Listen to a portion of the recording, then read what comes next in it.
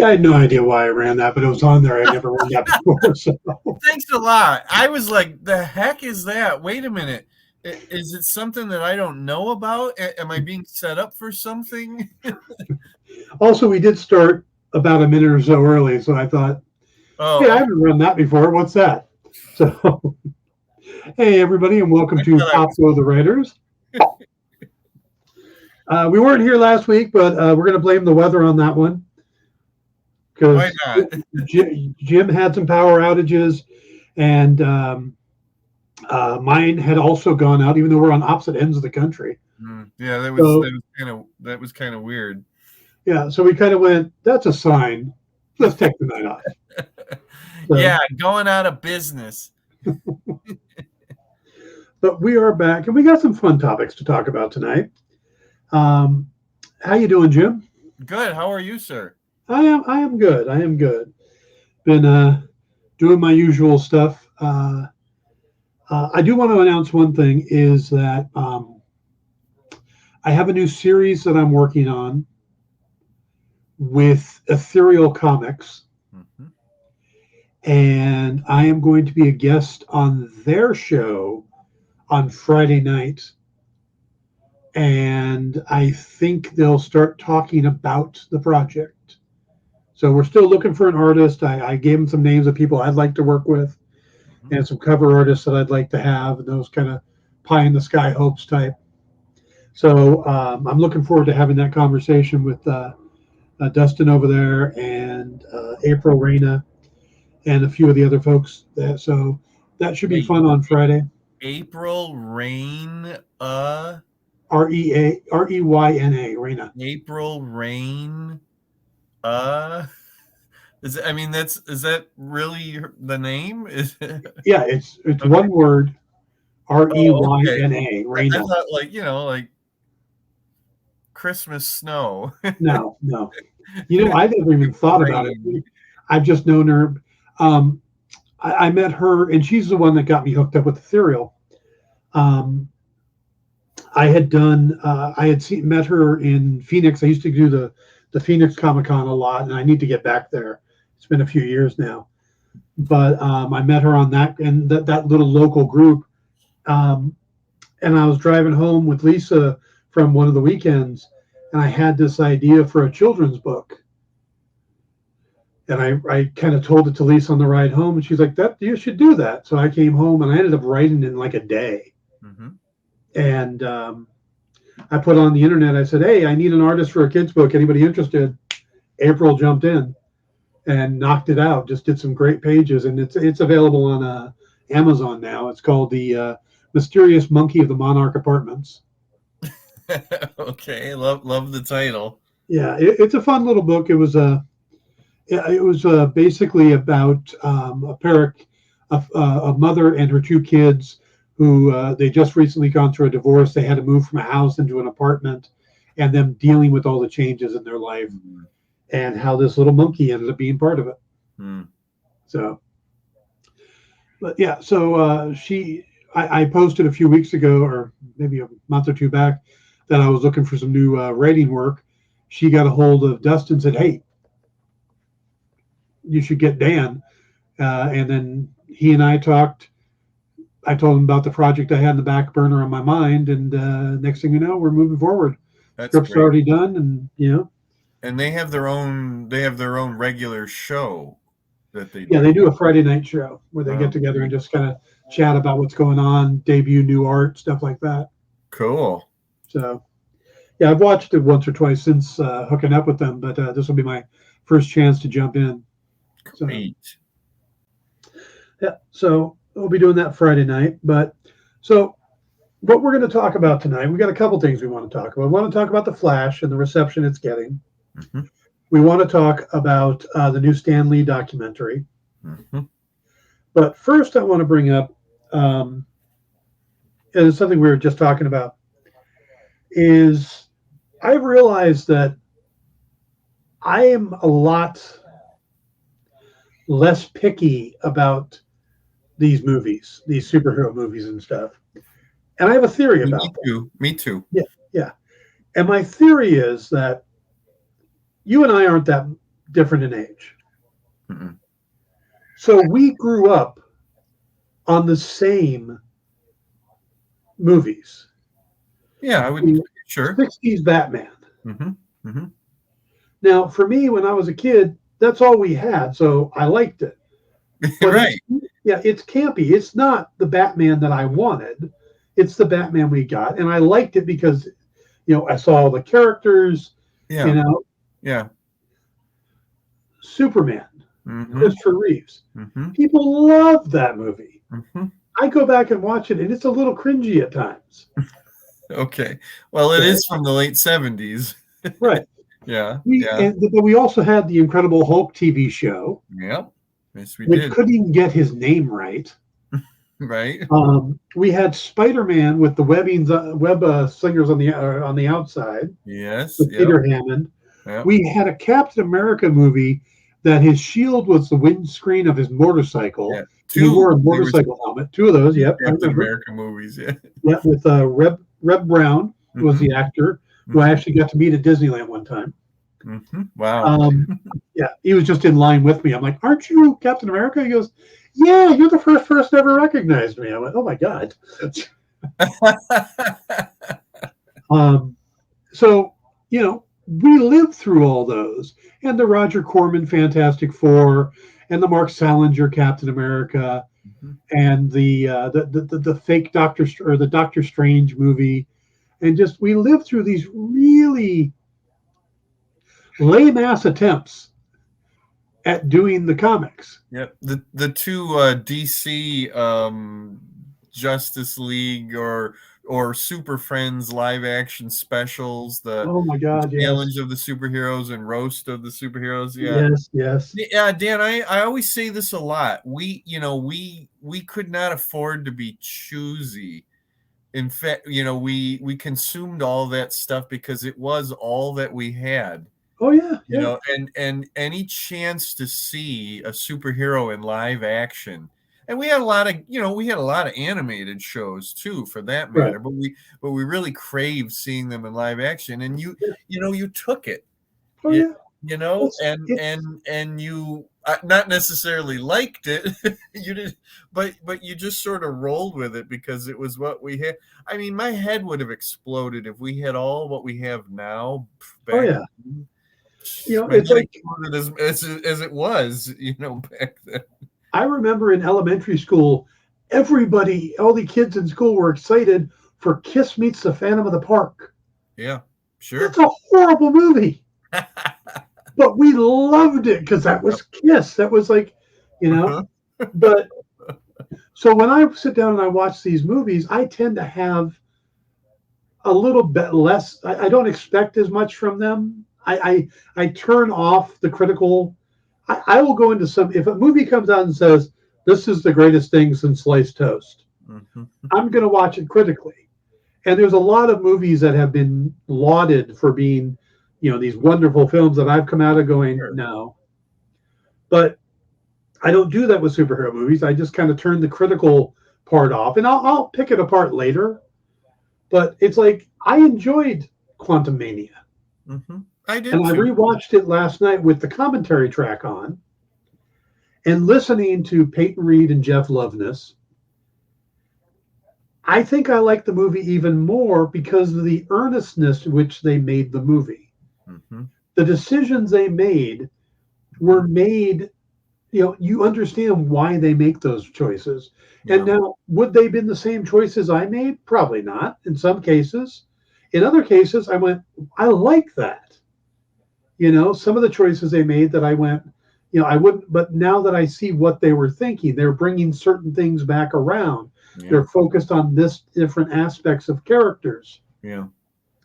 And it's like, okay, I get it. And I mean, I know a lot of people panic for the MODOK stuff, but it serves a purpose in the movie. Yeah. It gives Kang a connection to the rest of the team other than just Janet, and stuff like that. So I don't know. I guess that's why I'm not as harsh on this stuff. It's like when I get around to seeing the Flash, I'll probably like it. Yeah. Earlier today, I saw somebody online commenting about Quantum Mania, and they listed a couple things, and then they said, but like I like this and this, but then there's this and this, and all they did was make MODOK completely pathetic. And I said to the screen, not typing it out, although I wanted it to, I said, or did they actually make the character for the first time three-dimensional?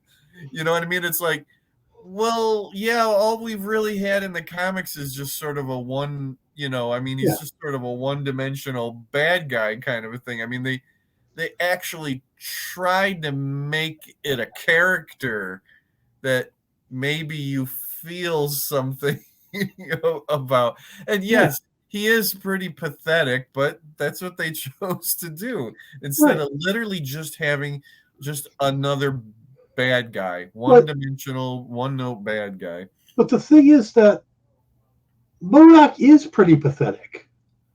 Sure, yeah. We just had the Patton Oswalt animated series, and he was pathetic.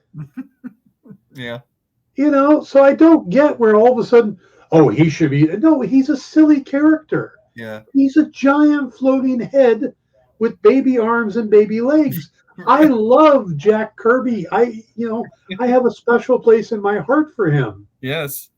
But not everything he did was solid gold. He made some pretty weird looking characters. Yes, he did. Both for Marvel and DC. Yes, maybe MODOK, even especially for DC.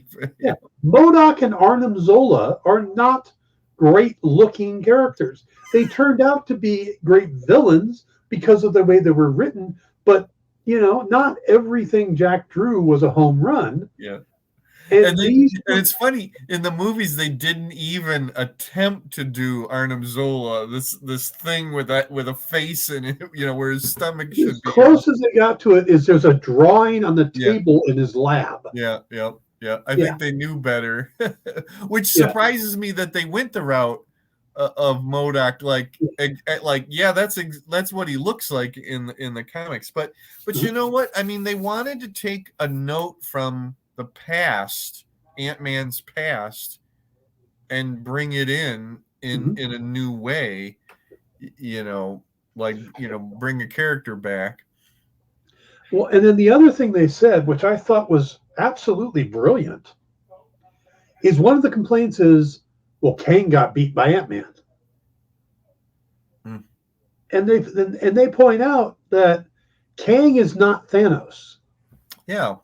Kang is a character who regularly got beaten in the comics. Sure. But the strength of Kang is his perseverance and his always coming back, never giving up and trying again and trying again. Thanos was all powerful and had the gauntlet. Kang is his own, makes weapons, makes his armor. Yeah. So him getting defeated and then coming back stronger and then coming back stronger is the character. Yeah. And people forget he is just a guy that has, stuff built into his costume and things like that. But there's also this sort of almost like a cliche with Kang, is that a lot of the big Kang stories where you'd get to the point where he would have to fight just as a guy, the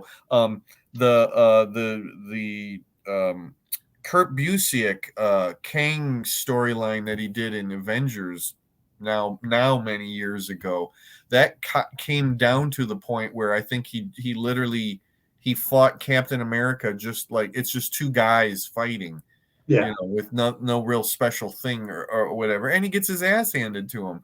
So, and I remember when that all went into it, and he and Scott are fighting, and I said, okay, yeah, they're literally just doing exactly what they usually do with Kang, is like his stuff's not working or whatever, and he's a guy, and they're literally just wailing on each other.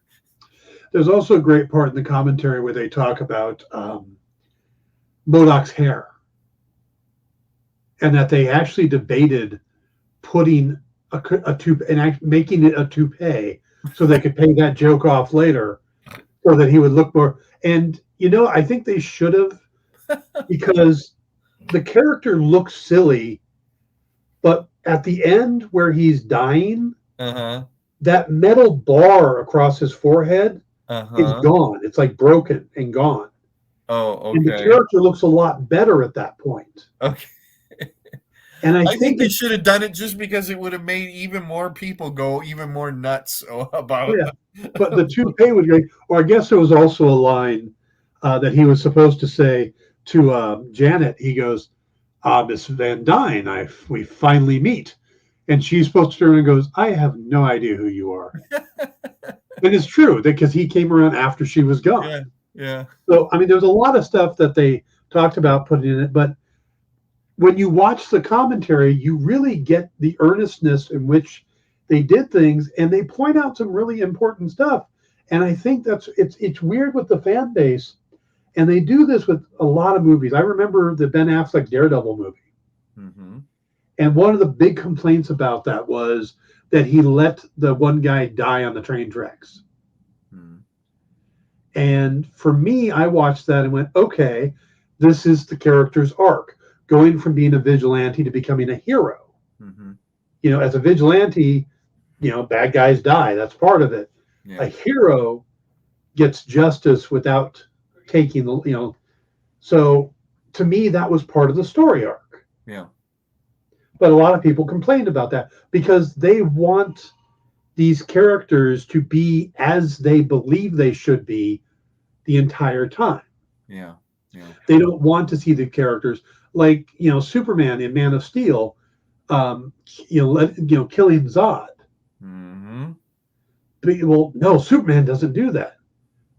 Well, you saying a young Superman who's fighting his first supervillain ever and doesn't have years of experience to come up with a better way, might have done it early on, realized the angst from it, hates himself for it, and spends his life becoming better and becoming the Superman we want. Mm-hmm. Now, I can see other people wouldn't do it that way, Right. but that is an interpretation of it without going completely against the character. Mm-hmm. So, See, this is to bring up the Star Wars thing. This is my whole argument about Last Jedi. And it's like I've said, what was done with Luke Skywalker is not necessarily the path that I would have chosen, but I still think it's a valid path. And I don't think it's out of character. It's just not necessarily the one that I would have chosen, the road that I would have gone down. So it's that same thing. And before I forget, Rex Smith is my Daredevil. old school, like it. So, hey, Ed.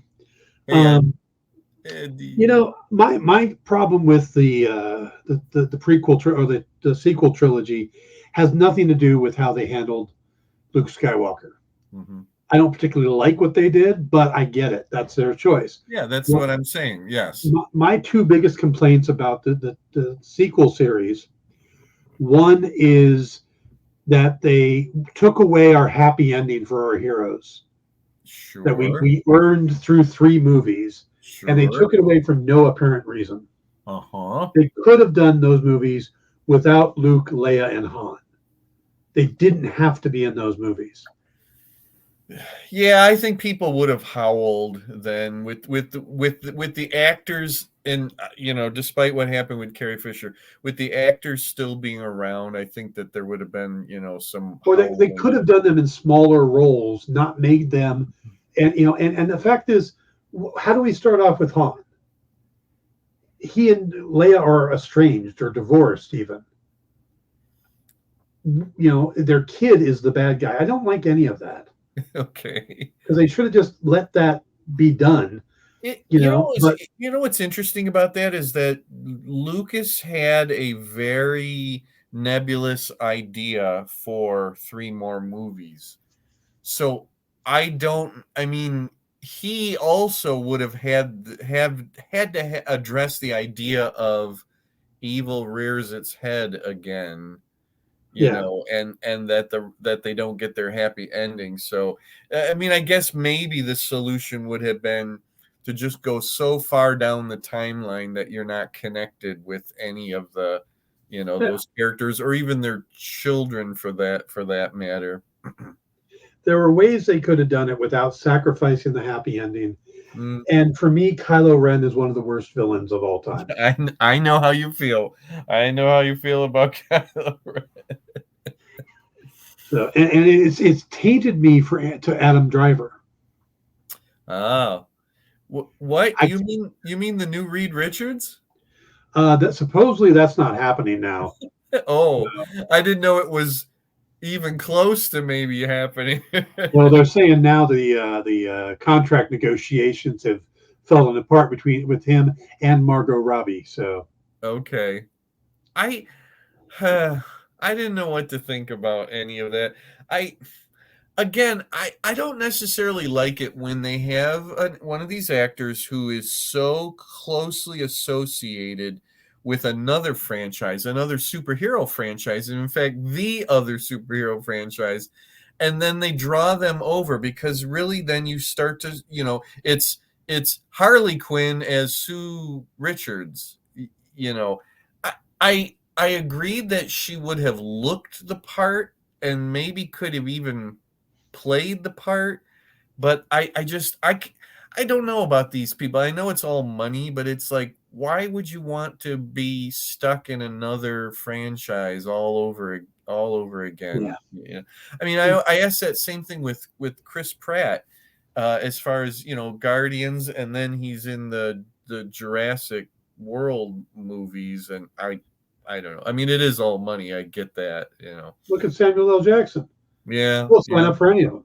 yeah, yeah. Get a franchise? Let me in it. Yep.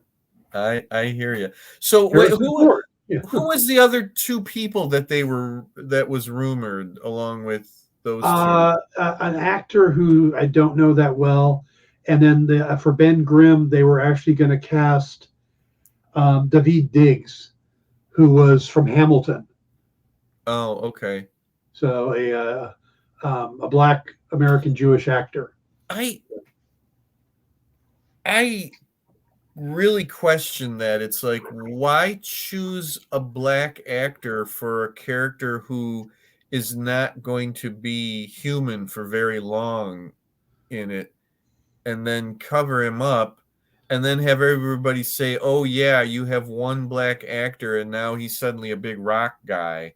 You I know? think the reason they were going to go with David Diggs is that he has a very strong and unique voice, Okay, and he's Jewish. okay, I So get those you. would be the two Yeah, qualifications. It wasn't because they, was or wasn't black. It wasn't I don't think from that point of view, okay, they wanted to get a Jewish actor and somebody with a unique voice. yeah, I got you. So And you can't think of who the Johnny Storm guy was, because I no, can't. it was an actor I have not actually seen before, Okay, but okay, he was a young guy coming up. So okay, all right, let's move on to the Flash. okay. Originally, when they first started doing the ticket projections and stuff, it was going to make 140 million easy. Mhm. That was the expectations. In one And day. then yeah, and then as we got closer, now I'm going to talk about these numbers in 3-day weekend, even though Monday's a holiday. Okay, So, but these are the 3-day weekend. They dropped expectations down to between 70 and 75 million for the 3-day weekend. right. After Thursday night and part of Friday, they went maybe 60 million. Uh-huh. Yep. As of today, it's looking at between like 51 and 54 million is what it came in at. This, of course, is a movie that cost over $200 million to make. Mm-hmm. Now, there's already scrambling to say, well, there's a couple reasons this happened. One of the things they're complaining about is they didn't have the lead actor where they could put them out there and have them do a bunch of press. They were keeping Ezra Miller out of it. because Okay. of his legal issues and stuff like that. Yeah, no, I mean, I get why they would want to, but I don't really get how that would affect box office. Well, normally the press tour and stuff is big, and that's how people, you and I and everybody else who's on the internet, we Yeah. see these trailers, we watch this stuff No, because that's our thing. sure, But for the sure. general populace, they pick up stuff from on the news, or, and this is another thing that they're claiming, a lot of people see these trailers and find out about these movies because the actors end up on Jimmy Kimmel or Yeah, Jimmy Fallon, and sure. all of those shows are dark right now because of the writer's strike. Oh, okay. So that's why they're saying, well, we didn't have the main actor to put out there anyway, and then we Okay. couldn't put Michael Keaton on, on Right, Jimmy because that's what I Kimmel. was gonna say. You've got how many other different people from the movie that you Right. can put up there, you know? Huh. You really only have two, maybe Okay, three, Michael Keaton and Sasha? and Sasha Cali and maybe Ben Affleck. Yeah, okay.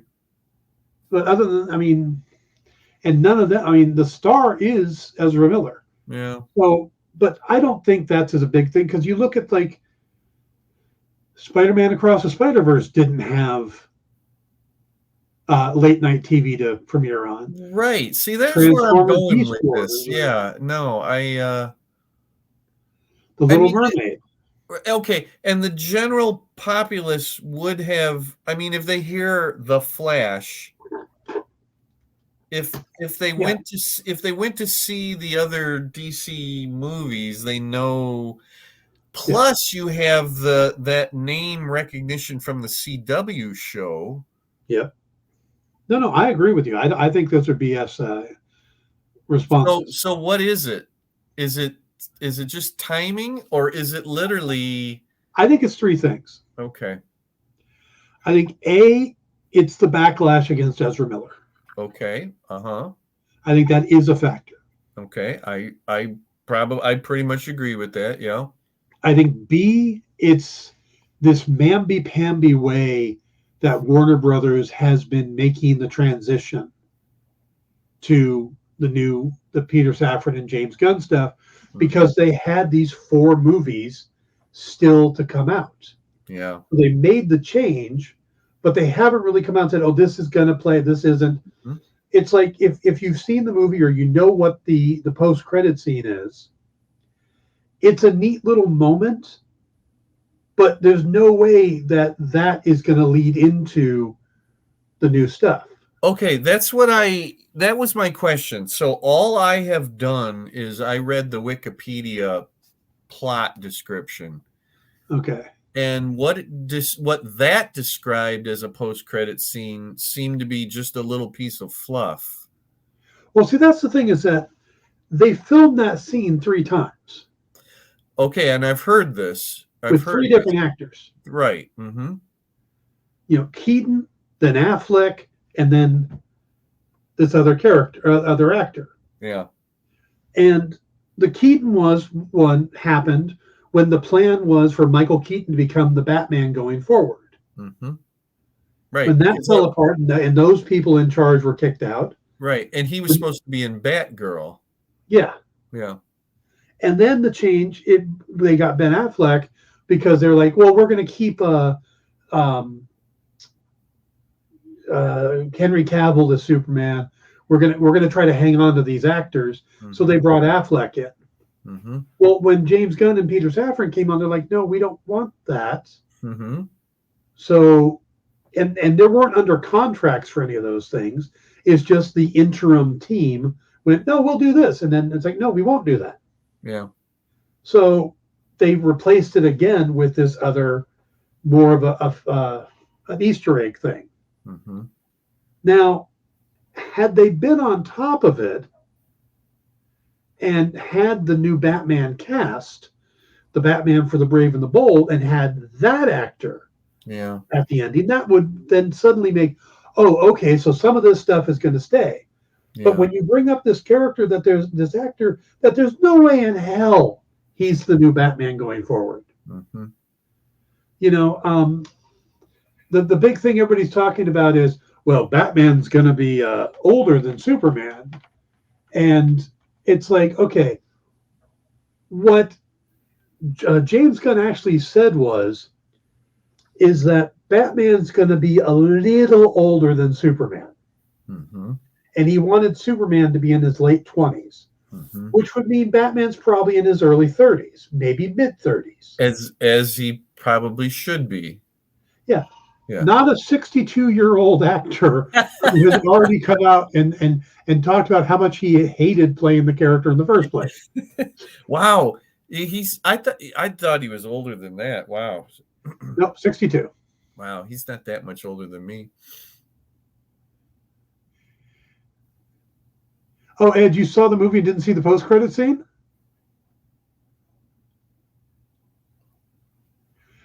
Oh, interesting.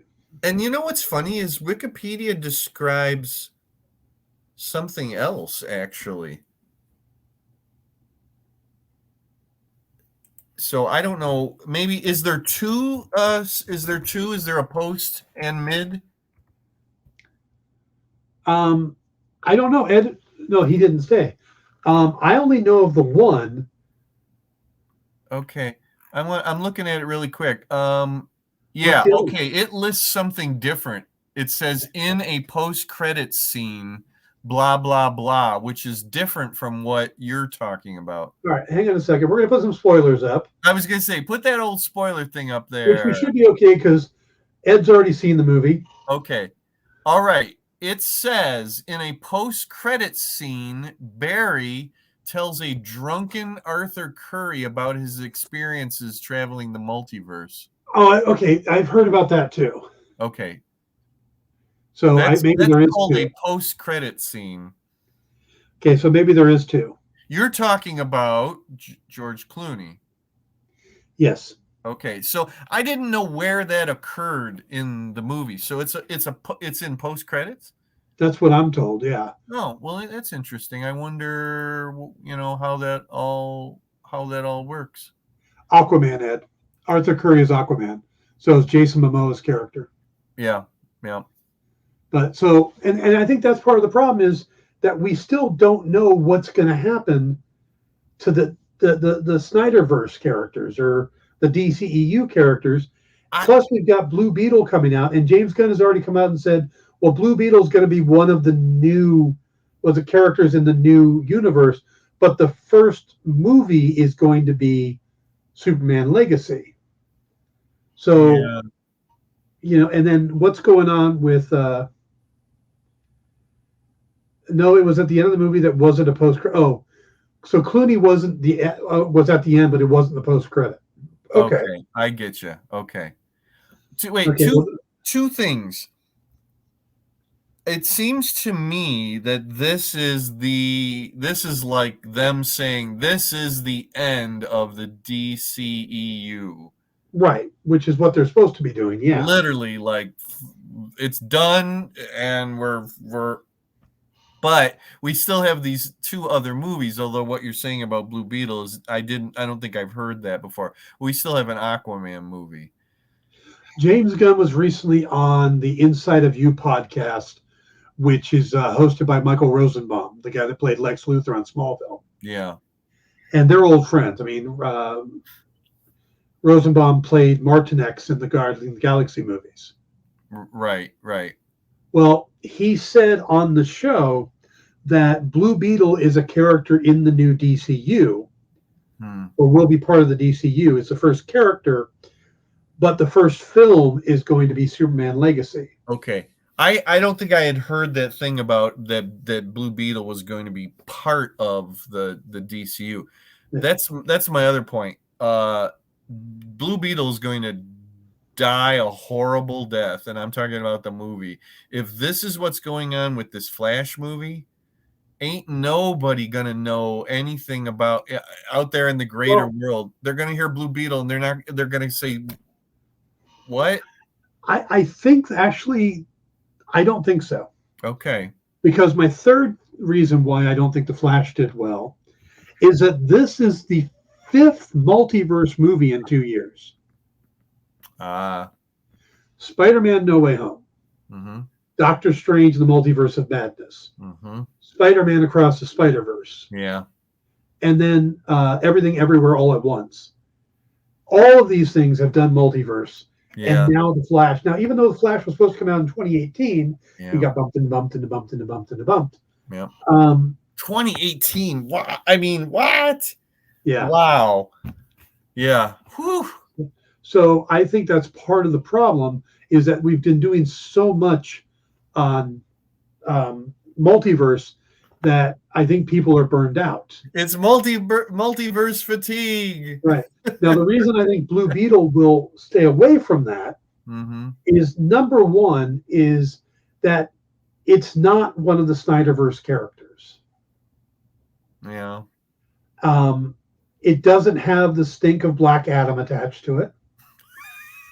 Yeah. Okay. It's kind of its own new thing, and it's a low budget movie. Yeah. This movie was made to go on HBO Max. It was done with the I think it was the 70 million budget, the same as Batgirl, but they were able to spend. I don't think they spent as much as they did on Batgirl.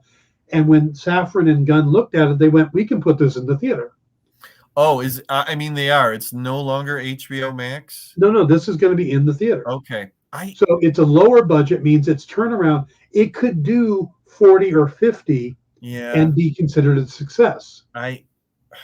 But I'm just, again, I guess I'm referring to public perception beyond the internet world, and I think people are literally just going to. I mean, I saw that trailer and I wasn't impressed in the slightest. But a lot of people that's were. not my Blue Beetle either, for Right. that matter. You know. Yeah, but Dan Garrett hasn't been Blue Beetle in a long time. Ted Cord, what did Dan Garrett? Although I'll give you credit for saying Dan Garrett, but Ted Cord, come on, jeez. Hey, Ted Kord's in the movie, I heard, yeah. and there's references to Dan Garrett. His costume's in the movie. Oh, is that right? Yeah. So the legacy of the Blue Beetle is. Oh, don't we see something like the Bug? Ted Kord's Bug in? Okay, Yeah. Okay, all right. Yeah, they're in Ted Kord's lab. Well, I got to go see that then. Yeah, it's Owlman's or Night Owl's Bug. Yes, it is. Yes, yeah, right. Yeah. So I think a lot of the problem with the Flash is that they're pushing this stuff out, and I think it's going to be a similar problem with Aquaman. I don't think it'll affect Blue Beetle as much. Mm-hmm. Didn't cost as much. The expectations aren't there. I think as long as it does decent, that's all people are going to care about. Was it Ed saying? I thought what they did with Flash was too similar to Doctor Strange What If episode. Yeah, I agree. So, all right, let's go. I haven't seen it, but I'm not happy about what I've heard about the little cameos by people who are now dead. Yeah, people from the past. And then I heard there was all this stuff that was supposed to be in it, and then they didn't do that. Then there was all the stuff that they filmed and then cut that out. Like, supposedly Henry Cavill actually filmed something for this. Well, yeah. I'm sure there's going to be like a director's cut, and that is going to have everything in it, and it'll be like a 4-hour movie, and then they'll do a black and white version. Oh, but let's see. Gal Gadot is in it, though. Yeah. Okay, right? Yeah, and I think the important thing to come out of it is that Andy Muschietti, the director, and his wife is sister Barbara, have now been chosen to direct Batman Brave and the Bold. So they did like what he did. I think, and if you look at the reception, Rotten Tomatoes score, critics score is a 67, which is still certified fresh. Right. And normally critics don't like big multiverse movies. Yes, exactly. Audience score is like 85%. So, you hear a lot of negativity online, but the actual thing, it doesn't seem to be doing that bad. It's just people aren't going to the box office. Yeah. This may be one that pops up on HBO Max and people go, "Oh, this wasn't bad." But the fact that Muschietti is going to be directing Brave and the Bold tells me that, you know, this is probably going to get, you know, a little love afterwards. What does Father's Day weekend usually do for movies that are released? It usually does okay. I would think that would be good Yeah. for movies. Like, Right. you know, hey, you and your dad are going to go out to, to see a movie, Yeah. And they're Hmm. expecting another 9 million for Monday because of the Juneteenth holiday. This Yeah, being the first time it's a federal holiday. right. Yeah. But But all right. Cyborg is not in the movie.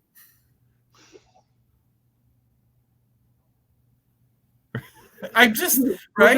gonna we're gonna move on. Okay. I love seeing George Reeves again, but it felt so out of place. He was even black and white, which was bizarre. Yeah, I haven't had a chance to sit down and watch the movie, but yeah, How? I'm not sure about those kind of scenes. Teddy Sears, who's from the Flash TV show, uh, was never notified that he was going to appear in the movie as Jay Garrick, which is really weird because he posed as Jay Garrick on the Flash TV show, Wait. but he was actually um, Zoom. Wait a minute. He's Teddy Sears is not Jay Garrick. It's John Wesley Shipp. yeah, what? Yep. So Do you happen to know real quick? Do you know how I've heard the cameos of the old people are CGI? I don't understand. So it's well, not a clip from some the are. actual stuff? Well, no, some are clips, but like this, one of the CGI puts Christopher Reeves and Helen Slater together. Okay. Or there's actually footage of Nicolas Cage as Superman fighting a giant spider. I heard that, but that was probably that's new then. That they right? That's because Yeah, there are no clips from that because it was never made. right. There's some test footage of him in the costume, and that's it. Okay. I read somewhere that they had to de-age Nicolas Cage, which made me think that they filmed something new of him now. They might have brought him in to film the scene, de-aged it to where he Yeah. was at that time. Use I Okay. don't know, but Now, yeah, it's I possible. admit that that's kind of funny. I mean that's humorous. Okay, but what I really want to know is how did they use Adam West so that I can be even more mad about it. Yeah, I don't know that one. I Okay. don't know. Whether it was a clip or they somehow animated him or Yeah, I heard that the intention was to have Linda Carter, Wonder Woman in there and maybe a couple other ones and I can't remember who that was, but I remember that Linda I wonder what happened, to that. I'm assuming he's probably running through the Speed Force and he just sees these little bursts of things. Okay. yeah, which they've done on the TV show, and they did it better on the TV show, from what I Yeah, understand. right. Yeah. Whoop-de doody doo. He Jeez. says you don't even see Adam West; you just see the outfit. Oh, what's the All what's right, the point? What is the point? we're going to move on to our other topic. Okay. Okay. So the other thing is, there's a new documentary on Stan Lee on Disney Plus, and I use the term documentary loosely Hmm. because a documentary to me is somebody goes out, they put together, they do interviews, stuff like that. There's Right. a couple interviews, there's a couple sound bites from other people at the end, Yeah. but overall, this seems to be like a combination of two or three different recordings of Stan Lee from over the years, with him telling the creation of different characters and Hmm. his life story. It's Okay. really just that. It's an animation, and they use clips, or not. They use clips. They use photos, and then they actually have these little animated scenes they do. Hmm. Um, it's an entertaining hour and a half, Hmm.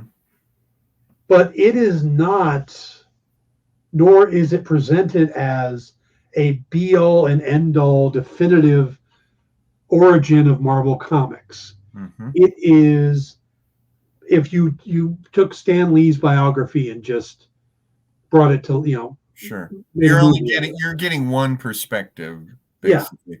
And And of people course, who aren't really in the know will consider that to be the gospel, yeah. truth. Yeah. And of course, Neil Kirby, the son of Jack Kirby, Mm-hmm. has come out against it, Mm-hmm. which brings up the debate of who gets credit for what. Yeah. And it's interesting to me when this debate comes up because it really centers around three people: Stan, Stan Lee, Jack Kirby, and Steve Ditko. There were other people that worked for the company. Mm-hmm. Bill Everett Mm-hmm. co-created Daredevil, Mm-hmm. and Namor. There's other characters and stuff that different people worked on, and later on down the line. Mm-hmm. But the real debate comes down between Stan and Jack and Steve. Yes. And they're also the ones who helped start the company, make some of the biggest characters, Mm-hmm. and then left the company. Because you look at somebody like the late John Romita, who just passed away this last week. Mm-hmm. He never left Marvel. Right. He stayed his entire career. Yep. Well, no, he's went to DC for a while and did a bunch of romance books before superheroes even took off. Right. Came Right. back to Marvel and was there for the entire superhero thing. Right. So there wasn't a falling out. Now, Stan was the nephew of the publisher. Mm-hmm. Stan was also a human hype machine. Mm-hmm. So, with the publisher's blessing or at the publisher's urgence, he was the face of the company. Absolutely. Now, Jack was not good at self promotion. Mm-hmm. You see that that's brought up in not only these kind of stories, but in the biographies about Jack Kirby. He Right. wasn't. He was a workhorse. That's right. And he didn't really confront Stan about any of this stuff that much. No. He just worried about putting, get the pages done, get the paycheck, get the paycheck. Mm-hmm. That was his attitude. And then Ditko was not only he almost seems like an introvert. He became a recluse in his older age. Mm-hmm. Jonathan Ross and Neil Gaiman did a documentary about finding Ditko. They actually found where his office was. They went there, Right. and where he let them in and talked to them, he wouldn't let cameras in. Right.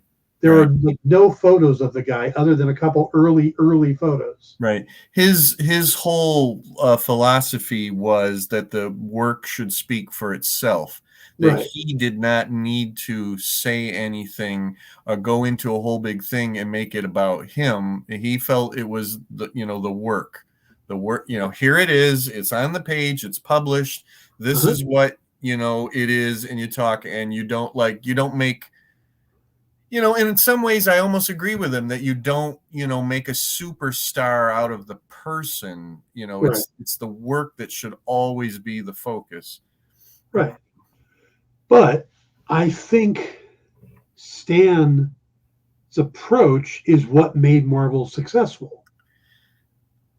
It's yes. Yes. And I've said it, say what you will about the guy. If he wasn't the way he was, and if he didn't do the things that he did, we wouldn't have the Marvel comics that we have today. Right. It wouldn't have that flavor. It may have literally just gone down the tubes, but it was the little engine that could, against the giant of national later DC Comics. And all the kids back then now have told us that they looked at Marvel as a completely different thing. The voice was different, and what it was saying to them. And that voice, for better or for worse, folks, was Stan Lee. you know. One of the things that comes up in the documentary, which I found absolutely fascinating, is there's a moment where there's a talk show, and on this panel are four people. Mm-hmm. I'm pretty sure who all the people. There's just an everyday collector guy. Mm-hmm. There's Stanley, I believe Carmine Infantino, Hmm. and Julia Schwartz. Wow, I need to watch this then. And there is a moment that I think defines why Marvel took over as the best-selling company. Mm-hmm. Stan talks about how when he started, he decided that and suggested that they write towards like a college level Yeah. thing. And Yep. his attitude was if younger readers had to ask a question about something or look something up, that wasn't a bad thing. Exactly. And Julius Schwartz specifically came out and said, we have found that our readers don't want to be educated, they just want to be entertained. And that Hmm. he was against doing that, to writing for a higher level. I mean, Hmm. you see it in this clip. And then the comic collector guy pipes in there and he says, and that's why I cannot recommend Superman, Batman, and your other characters to anybody over the age of 12 Hmm. because there's nothing in there for them. Hmm. And right there, it's like there's an encapsulation of how the thing shifted. Yeah. And I look back at those old books, and one of the things I always realized is comics started growing up with my generation, Mm-hmm. you know, and Yeah. then DC caught on, and I think a lot of it is when Julius Schwartz left DC. Yeah. Suddenly, Crisis on Infinite Earths, the Dark Knight Returns, Mm-hmm. John Byrne doing Man of Steel. Mm-hmm. These more mature stories came Yes. up, and suddenly DC was getting darker. They were Death of Superman, Yeah. Bane breaking Batman's back. So you could see this kind of shift. But I thought that was a fascinating part of the documentary.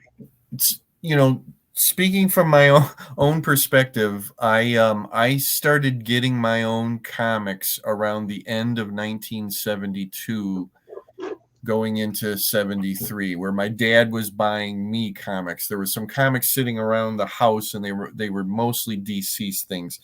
And we went to this one drugstore a lot, and it had a spinner rack. It had the spinner rack, the Hey Kids comic spinner rack. And I would stand in front of it myself and just, kind of go through it. My dad maybe had already, bought me some DCs and things like that. But I remember so clearly that here was all these Marvel comics on there. And he didn't get me as many Marvels as he did DC, because I think even then my dad saw the difference between the two. But I remember looking at them, and there was a lot of like non superhero stuff or fringy superhero stuff. And my feeling was, I'm looking at stuff that I'm not supposed to be looking at. This is a very, very clear memory in my head. It Yeah. was almost like, like I needed to look over my shoulder to make sure that my dad wasn't seeing me look at, and I'm trying, Werewolf by Night, or something like that. Son of Satan. you know and these sorts of things, and it was almost like there was an illicit thrill about Mhm. going past those, and like wanting to pick it up, because maybe there was something that I wasn't supposed to see in there. It was like a really adult stuff. So yeah, there was absolutely that vibe going on there. um that's interesting that you say that about that's like when it grew up. And you kind of have to add for better or for worse, because there have been days over the years of me being a comic book reader and collector where I almost look at it as a sad thing that comics grew up. because we got to the point where I think we take it too seriously and it becomes pretentious then, Yeah. where sometimes I feel like maybe they never were meant to be anything more than basically children's material. But then again, would the industry still be around if Marvel had never, made it grow up? I don't know. Maybe not. You Yeah. know. I don't think they would be, but But again, that's really Stan. That's Stan being out there, being the face, being that voice on the letters pages and Stan's soapbox and all of it. And you know what? He did. He got to a moment where he started to believe his own hype. yeah, He started to believe the things that he was basically making up about himself, and it's very unfortunate. Later in life, he did actually come out and say that he regretted things that he did and said in the past, and that people who did a lot of work and was a big part of it probably got hurt, yeah. that it was detrimental to them. He for whatever reason, he and Steve broke it off way early on. He and Jack lasted, a lot longer, but Well, but there was a difference from what I understand. The difference between Steve and Jack is that Steve had a belief. mhm. He was a very there he was a follower of Ayn Rand, Yeah, it's objectivism. objectivism, Mhm. and he would write that into the comics. Mhm. And as Stan would say, he would get these scripts, and Steve would put in the notes, well, Peter is saying, telling these hippie kids, you know, get out of here, go get jobs, and all this stuff. And Yeah. Stan was like, no, and Stan would rewrite it. Yeah. And that was where the falling out happened, is because Steve had a specific belief, and you can Yeah. see that later on in some of his creations. Yep. Hawk and Dove, Mr. A, The Mhm. Question. Yes. Mr. A is probably the quintessential Yeah. um, example of his political beliefs or his world beliefs. Yeah. Jack loved telling stories the same way Stan did, Mhm. and he was being treated well. He was getting his money, but he was also, there was a lot of stuff going on with not getting the art pages returned, stuff like that. Yeah. So when DC finally offered him more money and a chance to do that stuff, he went. But for Jack, it was always about paying the bills. Yeah, because he had a family, and I Yeah, don't, as far as I know, Steve Ditko never had a family. Like he was not married and had children that I'm aware of. yeah, I'm not aware of that either. I know there's some photos that showed up online a couple years ago of Hmm. him with his family, but I think it was his like siblings, kids. Yes, there's a nephew these days that Yeah. kind of speaks for him now, but as far as I know, right, right. When I look at Jack, one of the very first things I think of is Family Man. Hmm. Jack was a family man Yeah. through and through, and he believed in the idea of that he was the breadwinner, and that he was going to keep going on, no matter what, because that's what he did. He provided for his family. That was how he was brought up, and Yeah. and Steve had those beliefs. And maybe not as much of a concern Yeah. about having consistent pay coming through, and it got to a point where that the beliefs overrided everything, Yeah. and Because it took Jack a lot longer to get to that point. because Steve stopped working for companies when they wouldn't let him tell the stories he wanted to tell, Yeah, yeah, where Jack had to pay the bills. yeah, So he stayed at Marvel until, DC gave him a better offer. Then when he went to DC and it didn't turn out to be better, he went back to Marvel. yeah, So yeah. It was such a strange thing that DC wanted him because he was Jack Kirby, but then when he got there, they wouldn't allow him to be Jack Kirby. Yeah. It's just it's the strangest thing in the world that I think that they just, well, I say they, but it was really Carmine Infantino. He wanted that name. He Mhm. wanted that name, Kirby at DC. But when they started to see the things that Kirby wanted to do, and then he How couldn't much? go with it. How much of it was Infantino? How much do you think it was Schwartz? I haven't really ever heard that it was much to do with Schwartz. It's funny. Jack was actually like editing his own stuff there. That was part of Mhm. the agreement. I think it was Carmine. I mean, Carmine was the be all and end all, and he was the one that killed it. There's a lot of arguments out there that because Carmine said that what it came down to at the end of the day was the sales were not there. There's Yeah. some arguments that said that the way sales were seen at that time, that there was no way that Carmine could have gotten accurate sales data back, but before he canceled it, that there was something else going on there, something of a personality clash, or he just suddenly decided he had made a bad decision for one reason or another. But I don't know what to say about that. I mean, I've read a lot of technical things about this is the way they got sales back to them in those days, and there's no way he could have had any kind of trail of sales by the time we know that he canceled the Fourth Yeah. World, books. Yeah. But see, I look at the Fourth World books. See, Fourth World books to me, and characters like the Question and Hawk and Dove, they're for me the evidence that it was a balance Mm, of Stan and Jack or Stan and Steve. yep, I agree. Because Jack came up with so many great ideas. Yeah. And he continued to come up with these great ideas. But the difference is we talk about the 100 issue run between it was Stan and Jack on Fantastic Four Mm-hmm. as being some of the best comics ever made. Yeah. We talk about Steve and Stan Spider-Man run. Mm-hmm. There is no equivalent of Jack by himself or Jack with anybody else.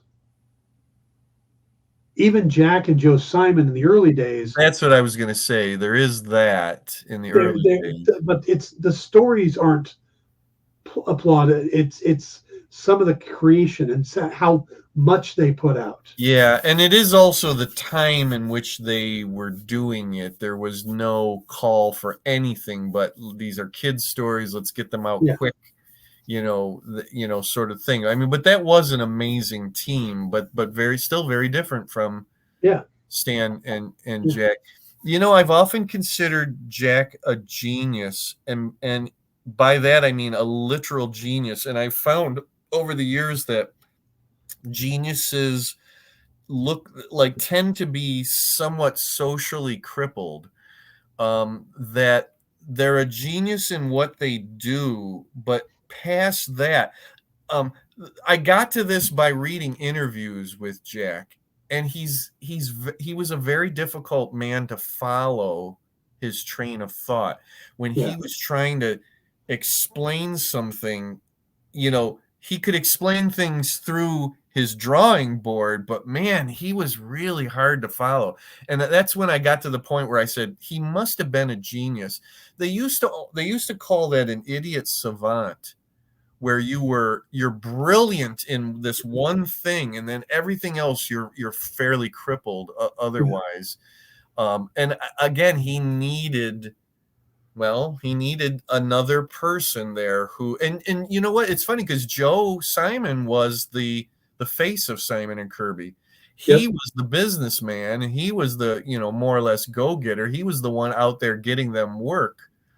yeah. And then yeah, you have, but yeah, when you get to DC, there's no other person, and I think it's probably because Jack just said, I don't want to work with anybody in that capacity Yeah. anymore. So, in that Let's sense, he was his own worst enemy.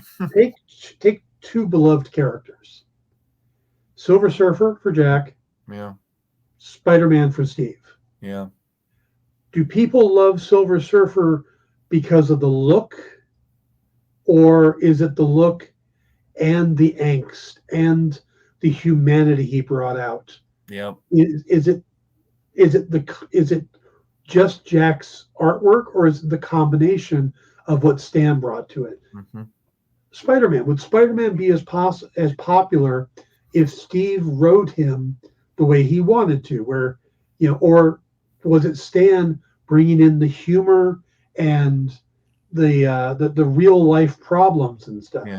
Yeah. Under Steve, it would. I don't think it would have been a soap opera, and Stan, was very truthful when he said at some point, the Spider-Man strip is a soap opera, and that's so the case. I don't know, visually Spider-Man is terribly exciting. It's still, to me, one of the very best costumes ever designed ever. And then you get the Silver Surfer, and it's basically just a guy that's all silver, and it's kind of a silly image. He's riding a surfboard. I love the idea that he's the herald of Galactus, and that's totally Jack, because he Yeah, explained it like, well, you get a guy like Galactus, you gotta have somebody out front, announcing him as he's coming along. yeah. So Jack's Galactus and Stan is the Silver Surfer. So, yeah. Love So it. for me, then I think the argument then comes down to, well, who gets credit for creating it? Well, And then it gets lost in history. yeah. Did Stan come to Jack going, "Hey, I got this idea. We'll do this family of characters," or did Jack come to him and say, "Oh, well, you want to do a superhero book? What about?" You see the similarities of the Challenges of the Unknown, Mm-hmm. which Jack co-created. Mm-hmm. And again, you look at those two groups, Fantastic Four and the Challenges of the Unknown. One of them is 1,000 times more popular than the other. Yeah. So I know it's probably too easy of a way to do it, but I do think that these days it's basically who was the first writer and who was the first artist. Character first appears, who was writing it, who was drawing it, those are the creators. And I right. know that, that doesn't always 100% work. And you know what? John Romita Sr. is a really great example of that. He actually designed the look of the Punisher, but he wasn't, the first. He wasn't the first guy in the first issue that the Punisher appeared in, but he probably deserves partial credit because he And he's designed the starting to costume. get that on some of these characters Mm, because he was the art director for a lot of those years. yeah, So the designs of these characters went through him. yeah, From what I understand, Jerry Conway was the first one that drew, that he basically walked in with a drawing, and it okay, just had a little skull on the chest. And John Romita Sr. was the one that went, no, we got to go bigger and put the belt on there. And yeah, yeah. so, I think John Romita. Am I wrong? Did he design Wolverine also? yes, he was part of, Yeah, he gets credit for designing Wolverine, or yeah, partially designing Wolverine. So that yeah. was his job as the art director. Right. So, okay, we went a Right. little long. Yeah. And it's fun. And as far as Carmine Infantino goes, I mean, he was also, the art director there, and he's considered a co-creator of the Flash, obviously, and then Batgirl, which he actually took that to court because he was there, in the beginning of Batgirl, and had a part in. I know, what really all this stuff comes down to. None of us were actually there at that moment of Look at the look at spark of creation. look at Marvel started giving credit to Kirby and Ditko and stuff pretty early on, compared to, look how long Bill Finger had Yeah. to fight to Yeah. get credit on Batman. Yep. Yep. That's like within the last 10 years. Yes, it's only now that it Yeah. says Bob Kane with Bill Finger. Yep. So, you off one day this week? I'm off 2 days this coming week. You want to come on my regular show and continue this conversation? What day of the week is that? Tuesday at 2 p.m. my time. I will be out of town. Oh, that hurt. I really would like to. I will be out of town on Tuesday. I'm sorry. Right. Yeah. Yeah. Because I want to talk more about this. That would be great. Yeah, it would, because I do actually really enjoy this topic, even though it gets sad because I love both those men dearly, and I mean I like Steve well enough, but sometimes he sounds like he was a jerk. Yeah. But I love Stan and I love Jack, and it's a tough one for me because I come down equally for both of them. I'm the same. I'm in this industry because I met Jack Kirby when I was 11. Wow. And Stan's writing and stuff, and then getting to meet Stan when I was older, and getting to tell him the story about meeting Jack. Yeah. And just seeing Stan listening and tearing up a little bit as I told the story. Wow. So. Wow. All right. Well, I will be talking about this at one point this week. So if you want to continue the story. Okay. If for some screwball reason I'm actually back, by then I'll contact you. Yeah. But I don't think I'm going to be back by 2. Oh, wait a minute. 2 what time? Pacific time. Oh. What are you? Are you Eastern? That's 5 for me. Yeah, it's 5 o'clock Eastern. Oh, no, I'll be back by 5. See, I forget. I'm taking out a pen to write myself a note. Yeah, I should be back by 5. Okay. Then we'll continue this conversation on Tuesday. Me, you, and Jay, who will be the producer on the show. Okay. All right, I wrote myself a note. What am I thinking of? Yeah, you're way off on that other planet. Yeah, I'm in the past. So. It's like it's still late here, and it's only just after 7. Okay. And then next Sunday we'll have Secret Invasion to talk about. That's right, Secret Invasion. Looking forward to that. Yeah, I am too. Just to have a new Marvel show is what I want. Yeah, no kidding. So yeah. All right, guys, we got to wrap it up there. Thanks for tuning in. Thanks for all the thumbs ups, and we got a hug from somebody. That's nice. Aww. So thank you all for that, and stick around. Well, nope, there's nobody on after this. I'll see you guys on Tuesday for continue. Jim and I will be there continuing this topic. So have a great night, and we'll see you next week. Now I got to click the buttons to make this go away. Bye-bye.